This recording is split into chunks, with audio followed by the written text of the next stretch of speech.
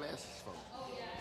All right, ladies and gentlemen, we want to welcome you to the final presentation of the day, Extreme Weather Preparedness for Farmers, with Cameron Sellers and Emily Smith. Give a great big woke applause to these fellas and gentlemen for putting this on. Thank you. Hey, thanks for having the patience to stick around with us today. We're really grateful that you're here. Not everybody wants to talk about disaster preparedness. It can be really like, oh, that'll happen one day. We don't need to get to it today. So I think that's a big part of it. And as we were introduced, I'm Emily Smith. This is Cameron Sellers. So let's get started. You know this slide. So just go for it. All right, sounds good. So today we're going to cover a couple of different things. We're going to talk winter storms because we're about to hit that snow and ice season. We're going to talk about tornadoes because December, February tornadoes are not uncommon these days in Kentucky. And then we're going to talk about how you can get prepared before the storm even hits. So let's talk winter storm. I'm from Chicago. I know too much about winter storms, not a fan of snow. Do not live there for a reason. But what we see when we have winter storms is the risk of fatalities increases over time due to the extreme cold, the freezing rain, which is really dangerous. The snow covers the ice, which is super dangerous. So we see car accidents, we see hypothermia, we see frostbite, and then when folks try and stay warm at home, there's the risk of carbon monoxide poisoning, which comes from being contained in a room and perhaps you're using your oven or your stove for heat. Which can be really dangerous. And then we lost my neighbor when I was a child. He was a senior citizen shoveling his backyard, and he overexerted himself, and he had a heart attack and passed away, so that's another giant risk. It's a really heavy load to lift snow, and then you just keep doing it. Next slide, please. So as you are thinking about things, we like to use this slide because it's so silly, but we've got the difference between a watch and a warning, right? So you want to be prepared. You've got all the things ready to assemble the tacos. And then when the storm is coming, the storm warning tells you take action. The tacos are ready to eat. We got to get moving. We got to do this. It's here. So you're going to want to pay attention to those conditions that are favorable so that you can be prepared just in case it comes your way. That's that watch. And then the warning is a heavy snow in the winter, 6 inches in 12 hours, or at least 8 inches in 24 hours, or sleet. Terrible sleet or the ice storms that we often get. So we've been working a lot with University of Kentucky, and they have recently put out a weather alerts app. I believe his name was Mac Dixon that worked on it. We do highly recommend the app. It's on the iOS and Android for both. I mean, it has pretty updated maps, no ads. They utilize, pretty legit data. Yeah, he really emphasized the no ads part. It was really important. But if you are interested, go ahead and scan that on the screen. Again, it's called the Weather Alert app. So in a winter storm, as far as preparation for your home, you want to make sure that you're keeping out the cold. The main reason, not only because it makes your place colder, but your electricity bill actually increases as well. The best way we encourage that is through insulation, caulking, weather stripping, etc. Any way to just make sure that those tiny gaps in your house are filled. You also want to focus on making sure that your pipes keep from freezing. You want to wrap your pipes on exterior walls with insulation. And keep an eye on that and making sure that you're running that water and keeping it warm. You also want to install and test smoke alarms and carbon monoxide detectors with battery backups. A lot of times nowadays they have ones that can last at least 6 months before having to change out batteries. They also make a model that can last a lot longer than that. I believe the answer is about a decade. You can just buy it all in one, and it lasts a very long time before you have to change that out. And those do expire, which means they go completely kaput and stop working entirely. So yes. beware. You're trading conveniences, As far as, well, actually, you go ahead. Okay. As far as preparing your farm for the winter, because we have a lot of farmers in here, we know, we strongly encourage that you winterize your equipment and structures, especially before, I know it's November, but especially before the winter weather really hits, because we know it's going to hit. It's not kind of if, but when. So the best way to do this is to inspect and maintain your machinery and buildings, because you guys run your own farms. You know what you need. It's just making sure you have ample time to do that prior to a storm, because a lot of that storm, at least last year, caught some of the farmers off guard by how severe it was, especially back in like February. Making sure those paths are clear and managing the ice, thinking about where ice and water will go, especially when it melts. And prioritizing that livestock care, ensuring your animals have proper shelter, food, and water during the extreme cold, and making a preparedness plan in case evacuation is necessary. If your electricity goes out and it's for more than 3 days, like the ice storm we had in the early 2000s, making sure that you have a plan for what you're going to do with your animals. Emily? So as you go through, you're working to inspect everything. I think this is a great time for you to check your furnace, replace your filters as you needed, make sure that everything is all square, and then you're going to want to prepare for those emergencies by coming up with a really solid plan. Whatever you're working towards, if it's your business, right? You live on your business if you're a farmer a lot of times. So you're going to do your house and you're going to do your farmland as well. So you want to make sure that you've got your essential supplies, you've got all of the things that your animals need. Make sure that you're protecting your people, so you know if you have any part-time workers who maybe don't come through in the wintertime as often, you can tell them, hey, I haven't shoveled, so please be aware, don't come yet, let me clear the way for you, and that sort of thing. And you want to make sure that you advise winter weather gear. I think sometimes I like to pretend that the weather isn't that cold, and so I don't wear enough layers. Wrong. Don't be like me. So make sure you bundle up so that you stay nice and warm, and you want to make sure that you stay dry as well. So if you're too warm and you start to sweat, you have more risk of getting cold fast, so you want to make sure that you're layering properly. And if you start to feel warm before you start to sweat, you sort of take some of those layers off as you go through. And you want to make sure that you have an emergency kit. We're going to go through some tips for this later on, but I think it's great to see it a couple of times. I just want you to remember emergency kit for your vehicle, emergency kit for your house.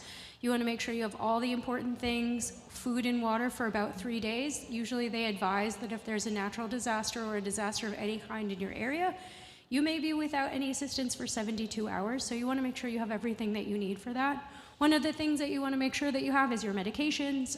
If you use a mobility aid, you want to have one close to hand so that you know where that is. A safety whistle is always a great one. I try not to give those away as often because it usually ends up being a disaster. Someone wants to test that out. You want to have batteries for phones or a charger. There's a lot of really good chargers out there. I also recommend that there are some solar-powered or rechargeable generators that you can keep safely for your house. They're more affordable than ever, and they're a really great gift. If somebody insists on buying you a gift for your birthday or for a holiday, you can say, you know what I really want is a weather radio. You know what I really want is a solar-powered generator. You also want to make sure you have ample stuff for your car. Jumper cables, those batteries go out, you can't even stay warm, let alone move your vehicle. You want to have a shovel and a scraper to get the ice off of the road or your vehicle.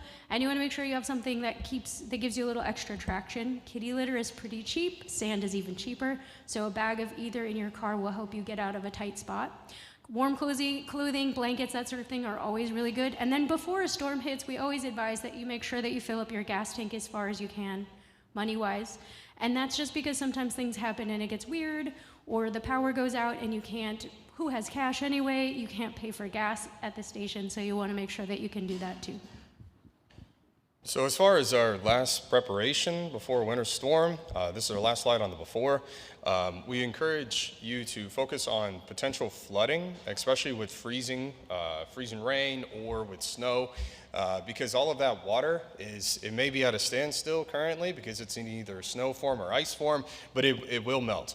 And when it melts, it will have to go someplace. So it may not be as severe as severe flooding given a large amount of rain in a very short amount of time, but it's still precipitation, even if it's in frozen form. So making sure that you know, because you know your farms better than anyone, making sure you know where that water will go. And so clearing out the gutters, making sure your drains are set, fortifying any barriers, inspecting your sump pumps, especially before the weather gets really cold, and creating a safe runoff channel. As far as during the winter storm, we do encourage you, obviously, to stay off roads if at all possible. There are so many wrecks that happen because people are trying to get out of their house, especially during the winter storm, and that's only making a bad situation worse. As far as outside, we do encourage you to limit your time, or a better way to say that instead of limit your time is time yourself and try to limit it, because you can be outside longer than you think you are. You think you might be out for 5-10 minutes and all of a sudden an hour's passed. It's very common, especially when you're working outside. But it's easy, especially when you're outside for that period of time, to kind of overexert yourself. And that can lead to a lot of different problems as well that we'll talk about going on in the presentation. So one of the things that we can talk about as far as overexerting yourself is the risk of a heart attack. And that's deadly anyway, but especially when you're outside in the snow and it's below freezing weather. It's really important to check on your friends and family and neighbors, especially during a winter storm, or having that buddy pair, no matter what age you are, no matter what situation you're in, whether it's a farm or a house or an apartment, just having a buddy with you that can check up on you, or a neighbor, really helps in situations like that. Emily, you go ahead. Frostbite. So we were talking about making sure that you're covered so that you don't get frostbite. So this is just a little brief on hypothermia and frostbite. So we know that it's the skin at risk when we're talking about frostbite. Over time, it can really impact you a lot more rapidly than you think, especially if you get damp or wet clothing, and that just happens to make it a little bit more difficult. Also, poor circulation, which happens to a lot of people for chronic diseases or for personal, just because that's how your body works. It can be really tricky. And then again, don't be like me, dress for the weather. Don't be foolish, put on that extra coat. The puffer coat is worth it. And then as we talk about hypothermia, that's when your whole body really drops in temperature. It's really risky because it can take a while for you to really heat back up again. So you want to try and preserve as much heat as you can. That's another good reason to keep those layers on. And you want to make sure that if you're someone who's maybe at risk of that, you're keeping that bedroom really warm, you're keeping the bedroom for yourself, you're keeping the bedroom for your child warm enough, and sometimes that happens to be the best thing to do is everybody piles into one room and snuggles up. Bring the dog, that's a great thing. Keep everybody nice and warm in the house instead of worrying about that. And then if you spend a lot of time outdoors, especially as you spend more time outdoors, that time really starts accumulating and you drop your body temperature rapidly. So here's another little graphic on that. We can see some of the signs and symptoms of both frostbite and hypothermia. So we want to look out for some of the challenging issues with skin, the redness beginning sign as frostbite. We'll see that you'll have pain in the area just to the touch. You'll get a waxy, yellow, grayish skin area. And then it seems like it's not quite coming back, the tingles that you get, the numbness from that. And then for hypothermia, shivering, confusion, very, very sleepy. Those are some really classic symptoms. Sometimes slurred speech comes with folks. It's really hard to stay focused on tasks, so your memory loss could come out to the front on that one. And you never want to drop below 95 degrees. The average human temperature varies. We're all different. It's an average human temperature. So if you feel colder than usual and you can't get warm, you want to seek some assistance from a medical facility.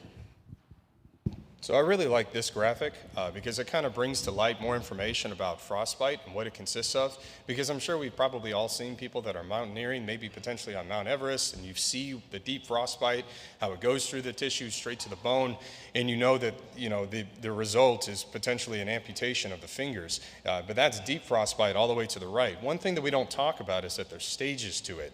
Similar to like heat exhaustion and before you get to heat stroke, well, frostbite has the same pattern. And it's important to recognize that because we've probably all been in at least one of the two middle stages between the frost nip and superficial frostbite.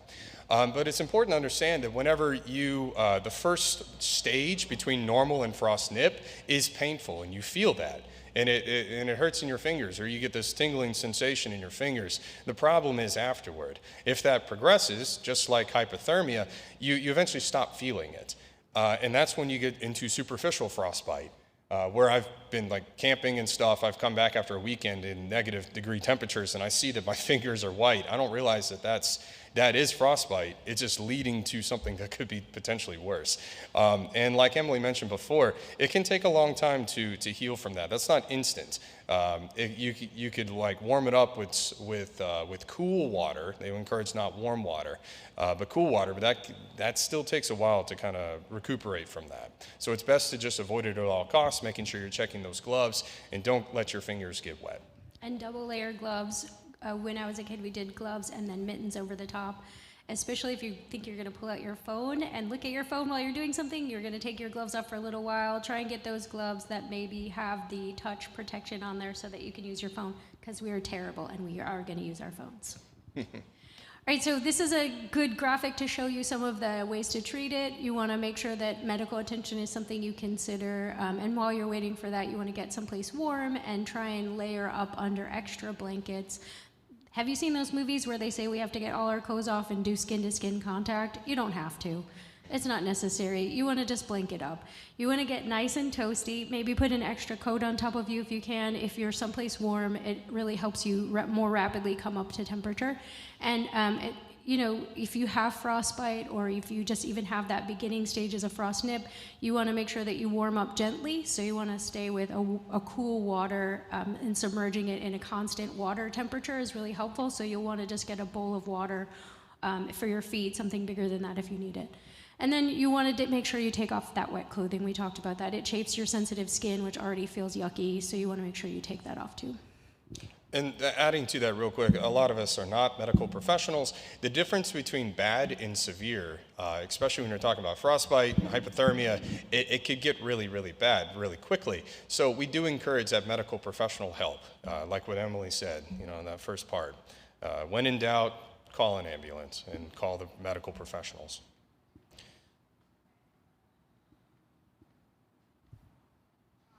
System locked up. Hold on. Oh, no. It's all good. I can do it. I can fix it. There we go. I might have to do it manually for the rest of the presentation, which is fine. So we just talked about winter weather. The next part that we're going to be talking about is tornadoes. In tornadoes, they can happen anywhere at any time. As we remember back in the 2021 Western Kentucky tornadoes, it can happen all year round. Any weather could potentially cause it. So it's really important to remember that, especially the Midwest and the Southeast, because we are considered Kentucky Midwest, that we have a greater risk of tornadoes. That tornado alley has shifted, and Kentucky is now officially in that realm. As far as the average deaths per year, there were 72 fatalities per year in the United States from 1995 until 2024. And there's been almost 1,500 tornadoes in Kentucky alone in the last 75 years, and 223 fatalities.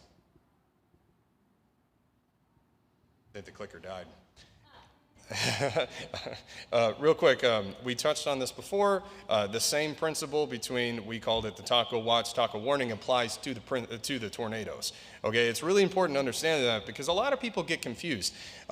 If you've never heard the terms before, you think watch as in see, as in I see a tornado, and warning, hey, this could possibly happen. But as we know, it's the opposite of that.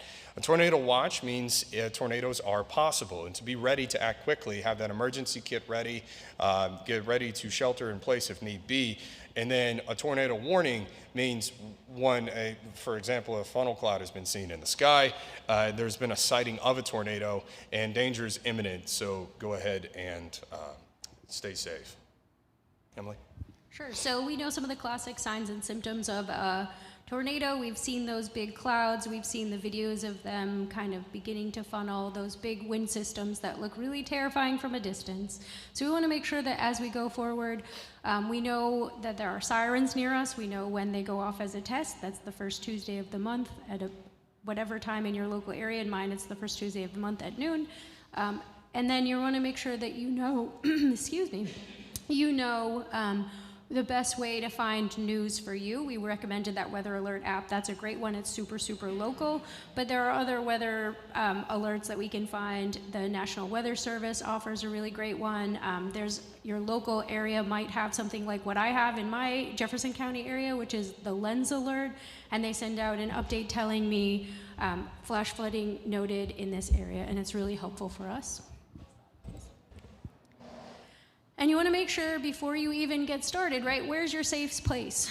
A lot of times it's in the bathroom, it could be a cellar or a basement. I don't, wherever you are, it sort of depends that.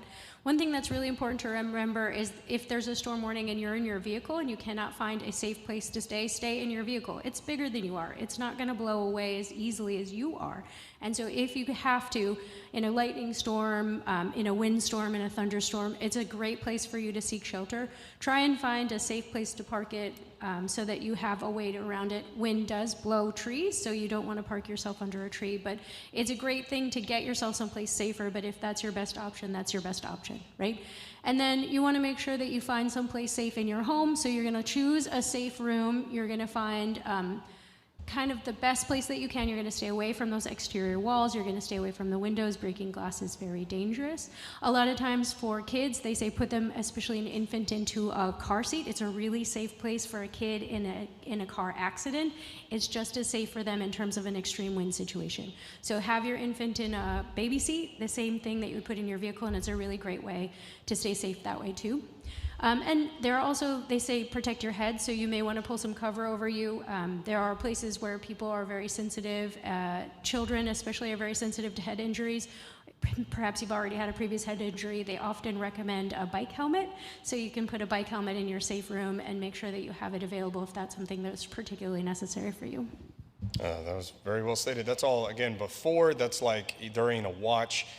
During a warning or during a tornado, this is where, again, there's a warning announced, you hear sirens. This is where you want to immediately take safe shelter, wherever that may be. Taking additional cover, like Emily said, about making sure you're shielding your head, neck, and your head and neck with your arms, and putting materials around you like furniture or blankets. We encourage a handheld radio, especially one that you can potentially crank, that'll work regardless of the batteries or whether or not you have electricity. But we want you to be using that so you can be listening to local news channels and weather apps for current information. And if you are in a car or outdoors, kind of the worst spot during a tornado, you want to make sure you're covering your head and with your neck and arms and covering your body if possible, especially with a coat or a blanket. Another straightforward one is don't park your car underneath an overpass. That can create a wind tunnel. And if you're in your car, the goal, whether you're in the car or not, if you're outdoors, is to get as low as possible. So if you are by yourself outside of your car, you want to get low in those ditches, in those gutters. You want to be as low to the ground as possible, if not under the ground, potentially, in a ditch especially. If you have your car, we recommend that's where you place it, is in that ditch as well. Yeah, you can go ahead, Emily, if you want. So occasionally we hear of these really scary stories about storms coming through. I know a couple of years ago in Western Kentucky, we saw the impact out there, and folks do get trapped in buildings, and so that whistle that I said that I don't like to give out very often comes in great handy, especially if speech isn't supernatural for you, if you're really stressed out or you're nonverbal or you're less verbal. A safety whistle is a great thing for folks to have, or little kids.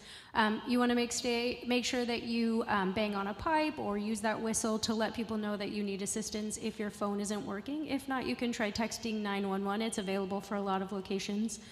And then you want to make sure that you stay out of those dangerous houses. This one seems pretty obvious, but you can see this person walking through a doorway, which I don't think I would do, because it's not super safe, right? So you want to make sure you look at those doorways if they're a little bit crooked, if something seems like the plaster has cracked, you want to make sure that you don't go into that building. It's not super important to do it right now, I assure you. Make sure people come and check it out for you. If you did not turn off the natural gas to your home, you want to make sure that you avoid using live flame, so no matches and no lighters. You don't want to cause more damage.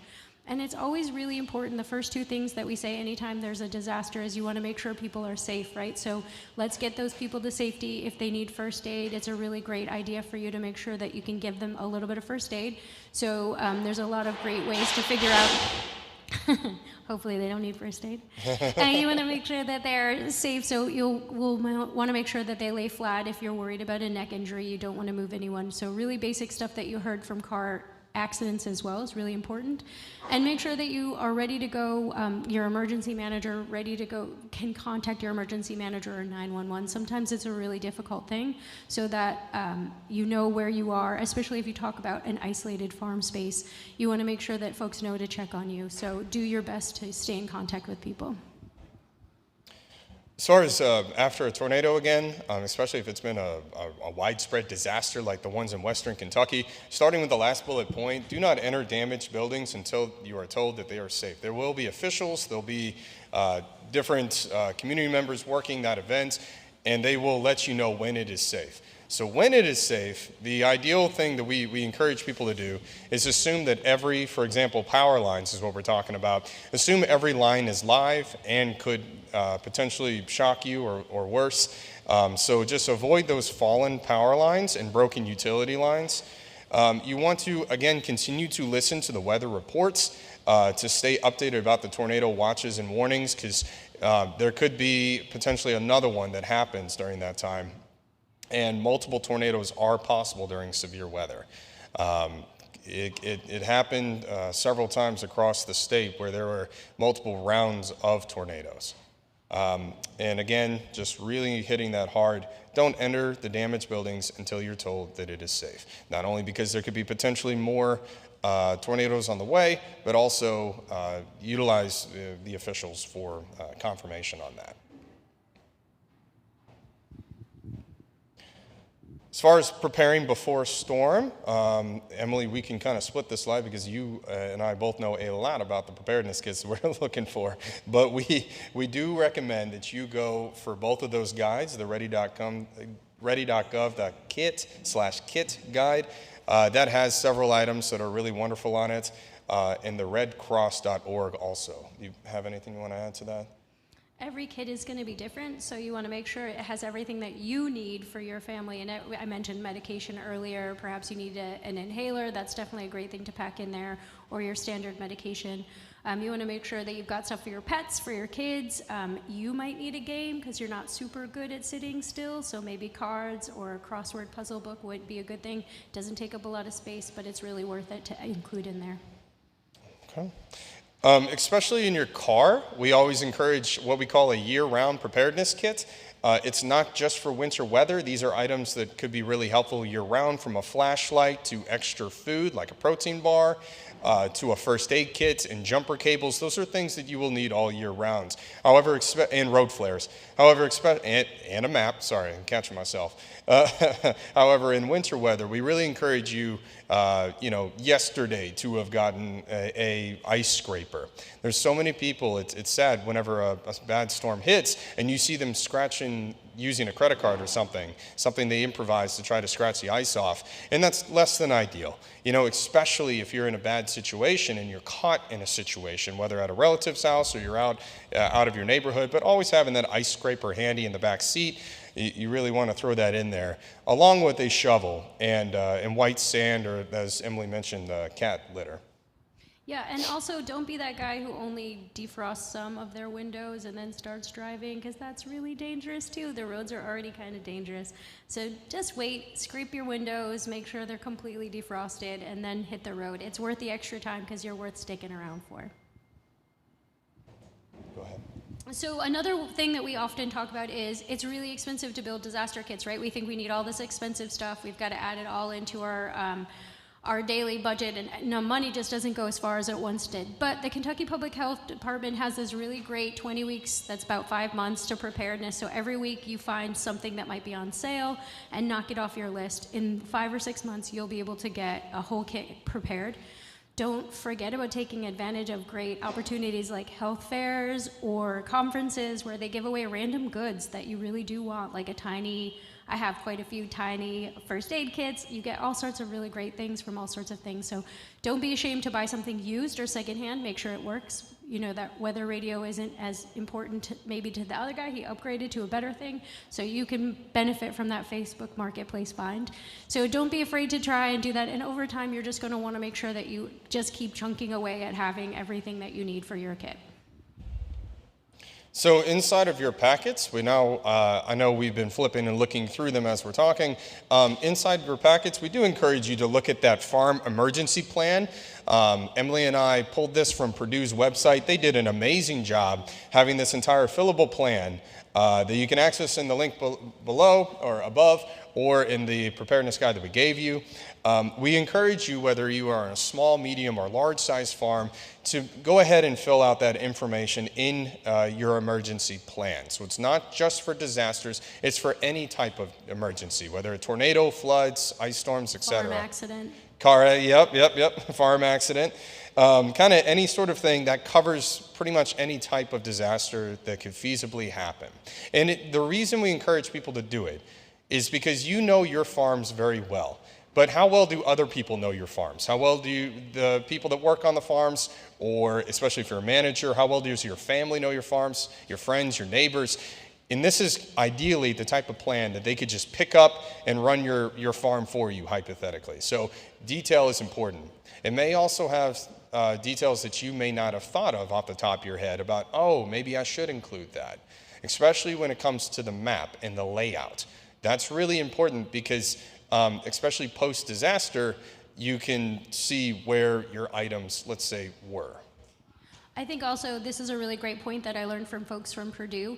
You can register this with your local emergency manager. Your county emergency manager is interested in knowing where they can reach you in case there's a disaster or an emergency on your farm.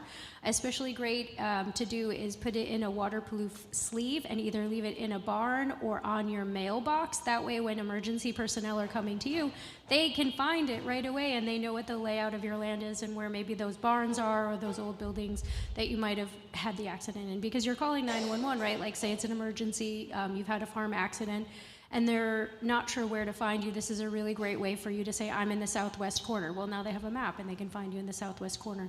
So this is a really great thing for you. Just a variety of times when it would be useful. So. Yeah, and one last point, we always say post-disaster to go ahead and document your information as well as you possibly can. Well, the best time to actually do that is before a disaster even comes. So we always encourage people, whether it's a home or a farm, please just keep a collection of digital library, especially stored in multiple places like the cloud or printouts of all of your items and equipment, so that it's easier to document, I had this, I own this, and this is what happened post-disaster. Another piece of that is an emergency contact card. It's rather self-explanatory, but nonetheless extremely necessary. And another part of your evacuation kit or your planning kit should really be your livestock, especially if you've got small animals and they're maybe in an outbuilding. You want to make sure that they're safe too. I know commodities groups like the Cattlemen's Association and other groups are really helpful at helping you move your animals if you need to, if there's been a disaster. They're also really great resources for finding feed if you need it in a hurry for your animals as well. But this is a really good starting place for you to think about what kind of things you need for your animals and make sure you pack them a preparedness kit too, because that's your livelihood, right? You want to get recovered as fast as you can and back to farming. And this is my favorite part. So one of the things that I like to talk about is mental health, but I like to sneak it in all sorts of places. So disaster sounds stressful, right? Nobody really wants to think about how hard it is to recover from a disaster. So what you want to do is get started well in advance. So when you're thinking about how you're taking care of your body, you're thinking about how you're taking care of your mind, you're doing it to keep going, to keep meeting your expectations, to keep having your business. And so as you think about the work that you're doing, you need to think about how the work is, what the work is doing to your body as well and how it's impacting you, right? It's really stressful to be out and about. Farming is a 24-hour-a-day job. We live where we work. That doesn't seem super healthy, right? But it's a great life and people love it and it's really wonderful. So you want to figure out some ways to rely on your support network. You're here out doing social things, you're meeting new friends, you're making connections, you're rebuilding those connections. Maybe you haven't seen people for a while. It's really, really healthy for you. It's a great way for you to know that you're supported. You want to make sure you talk about you want to be kind to yourself. I always like to say that one. It sounds so hippy-dippy, but I think it's really important, right? You wouldn't talk to your friend the way that maybe you talk to yourself, so cut yourself some slack as you go through life, right? And you want to make some time to do some, That's okay. You want to take some time to think about the ways that you can develop some of those problem-solving skills that make you have a sense of accomplishment, because that sense of positive accomplishment is really powerful stuff. Okay, next slide. So there's two kinds of stress, right? Eustress, which is the exciting thing that happens to you before the big game. It's like a first date. It's like the first day that you kiss your new grandbaby. It's exciting. The whole world is open for you. It's a roller coaster ride, right? You're seeing yourself do these things. You're accomplishing difficult stuff. It's motivating you to stay focused and complete tasks that are maybe hard, but it's not leaving you with a lasting negative impact, so I call it the positive stress. The negative stress, that's distress. We know about that one. We talk about trauma sometimes. We talk about the challenges of just everyday life from everything, and it compounds on you. And over time, chronic stress can have some really lasting impacts. It increases our risk of diseases like diabetes, hypertension, heart disease, and certain kinds of cancer. It's really, really dangerous. So we want to find some ways that we can mitigate that. So another disaster that we can be prepared for is how we react, how we act, and how we are able to take care of ourselves. So one of the things that I think is really important is knowing your stress, right? Where are you today? Where were you yesterday? How does this rank in your life, right? So you want to think about it. When I'm seeing the eustress in my body, I'm feeling calm, I'm feeling steady, I'm feeling ready for anything. I might be better able to focus on a task, right? But when I get into that severe stress, I'm acting instead of reacting. I'm using this primitive part of my brain back here instead of my prefrontal lobe, where I have the ability to rationalize and think things through, whether it's rapidly or slowly. And so as I think about some ways to do that, I want to make sure that you know where you are. Like today is probably a pretty low stress day. For me, I'm up here speaking. I'm maybe somewhere near the middle. Maybe I'm all the way up at severe stress. I'm not, I'm just saying. But maybe I am. So I want to do some things that I can get myself to calm down so that I can stay focused and get myself back into that manageable stress zone. And when we have, this is my favorite meme, this is absolutely fine. So when we talk about stress, we sometimes sit ourselves in the middle of something truly terrible. And we just sit there because we can handle it. It's fine. The world's on fire. It's fine. Right? But it really isn't fine. And we're really just sitting there thinking all these sort of things like, oh, it's no big deal, right? So stress has that fight, flight, or freeze kind of thing. This is the quintessential freeze reaction. I'm just locked into place. I can't do anything. Now, if I'm fighting, well, I think we all know that. Maybe we yell at somebody we really shouldn't yell at. Maybe we get really mad and we throw something at the wall. That is not productive either. And then the other thing is flight. And sometimes people think flight is literally just running away, but sometimes it's avoiding thinking about anything at all. And so as we do go through life, we want to make sure that we're in none of those stages, but we're certainly not sitting there thinking it's fine when the world is on fire around us. So you want to make sure that when it gets to the part where you need help, you already know where you are, right? You already know that you're doing okay today, so you don't maybe need help. You can give help to someone else today instead, right? But there are plenty of days when we get to the surviving stage, and it's there that I want you to check yourself. That's a time for you to ask for help. That's a time for you to think, I can reduce my stress before I get too out of control, before it starts to impact me long term, right? And one of the things that we know about stress is that it has physical impacts, it has emotional impacts, and it has behavioral impacts. When we get to that severe stress stage, we're doing some really dangerous things, right? We're careless. That's fine if your job is pushing papers, but if you're a farmer and you're using big machinery, that's really dangerous stuff, right? We're maybe withdrawing from relationships. We all know folks who just don't show up, or they sit there and they don't really participate, and we need to reach out to those folks well before that happens. But when you see somebody struggling like that, you want to make sure that you're spending some time with them. And I want you to know that, there are times that we feel hopeless when things really seem so far out of our control. And I want you to know what that feels like when it's just that severe surviving stage, maybe the struggling stage. I don't want you to get to the severe stage because that's really, really hard to come back from, right? You've been sick with a really bad disease. It takes you a long time to heal. Same thing with your mental health. So you're going to make sure that you listen when people say, I'm concerned about you. Or when you give someone your time and you say, I'm concerned about you, right? You want to make sure that you listen, and when you hear them saying, hey, I'm worried about you hurting yourself, you've been really using substances. I haven't seen you smoke for a long time and you're smoking again. Those kinds of things are really dangerous and we want to make sure. And then when your symptoms, when you're watching your symptoms and they last for more than a month, that's a really long time to be feeling miserable and you don't deserve that. So I want you to reach out and get some help. Next slide, please. So one of those ways that you can do that is 988 here in Kentucky. It's answered by, I think 98 or 98.9% of the calls are answered here in our area. That means they know where resources are, they sound like you, they talk to you in a way that makes sense to you because you can relate to them. You can call, you can text. It's available in 250 different languages, which I think is more than we speak here in Kentucky, but that's still a lot of languages, so you can find something right away for you. You can find all sorts of stuff, help for yourself, help from a friend. Sometimes we worry about somebody who's having a psychological break or who's clearly showing signs of mental health or mental health disorders. We can call 988 instead of calling 911. It's a little bit safer way to get them a little bit of help sooner. And there are lots of places in the state where you're going to get a response from perhaps law enforcement, but certainly medical assistance, and you're going to get maybe a social worker, which is really helpful in those times. They can also help you find support for your substance use disorder. It's really hard to find support for that, and there aren't a lot of beds for inpatient care, and so that's a really great place to go to look for that sort of thing. And then another thing that you can do is just take care of yourself every day. Find something that brings you joy every single day.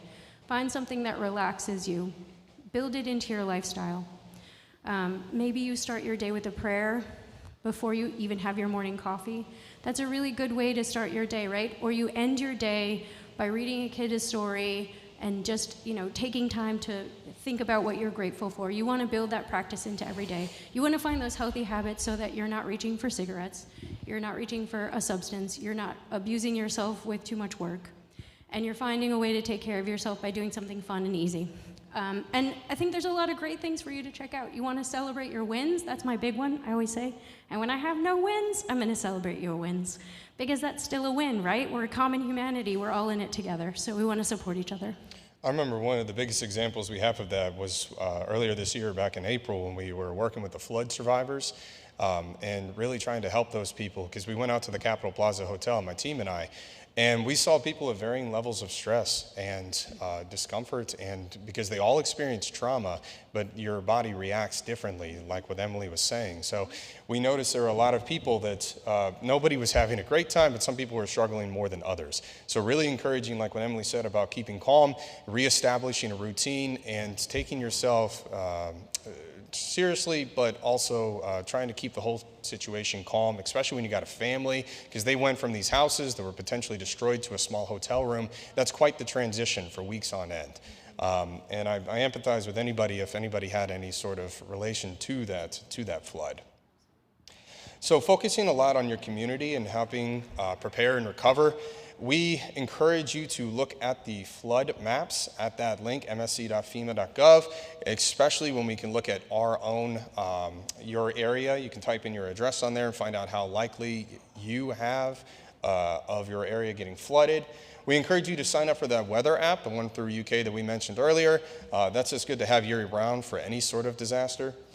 Connecting with your local emergency management for rapid updates, and sharing info on preparedness and planning with your community. One of the ways that you can do that is you can sign up on the next slide. We're going to show a QR code briefly. If you are interested in signing up, our team and I create these monthly preparedness tips that we have an ongoing dissemination list, and it depends on the month that we're in, but it could be over a man-made or a natural disaster.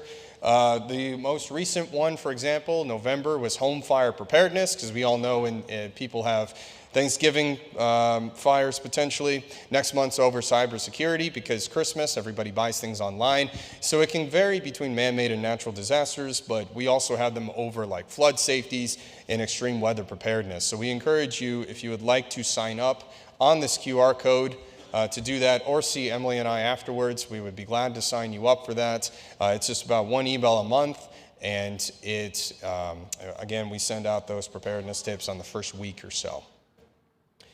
And again, I'd like to speak on behalf of Emily and I and say thank you guys so much for your time learning about emergency preparedness. I know we're slightly over time, but are there any questions, any comments, any concerns? It sounds like we covered a majority of it. All right, thank you all.